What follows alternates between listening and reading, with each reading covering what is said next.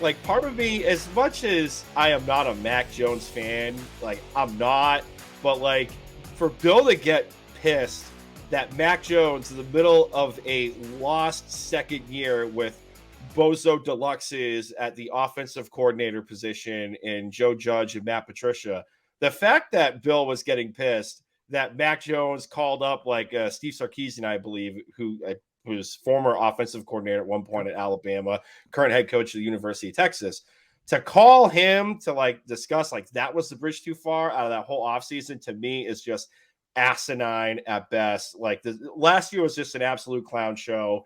This season is starting to shape up to be an absolute joke as well too, for the lack of moves.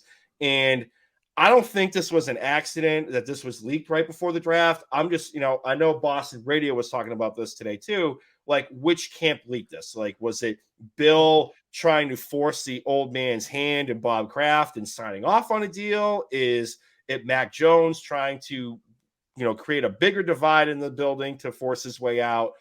I kind of lean towards it's in Mac's camp that was causing this. But at the end of the day, Jay, I don't blame Mac Jones for doing what he did, because he had to talk to some, air quote, adult in the room to try to figure out like what to do offensively in the scheme. Because to be quite honest with you, Jay, not even God knew what this offense was trying to do last year. Yeah.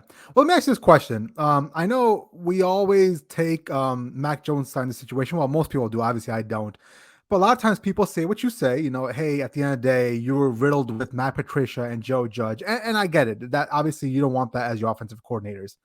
But what does it say to the fact that Bailey Zappi was able to put up 28 points in back-to-back weeks or more, basically with those two offensive coordinators? It seems to me that a lot of the issue, and this is the way I see it, that Mac Jones was not vibing with that offense is because he'd never bought in. And when you see a kid in Bailey Zappi buying in, who's a simple yes sir, no sir kind of guy, you saw some of the potential that Bill Belichick was hoping to get out of those offensive coordinators. Now, I'm not saying Bailey Zappi and Joe Judge and Matt Patricia were going to be able to go light up the Kansas City Chiefs or the Buffalo Bills and take them down, but we saw a marked improvement from where Mac Jones was as a quarterback and where Bailey Zappi was, just because of simple buy-in, simple, just like saying yes or no sir and running the plays as needed instead of having a temper tantrum. And I think that's the root cause of why this conversation is coming up again, because Belichick saw from day one this kid wasn't a leader. I've always been saying that. I think he's a false leader. He never bought in, and he just made everything much worse. Like,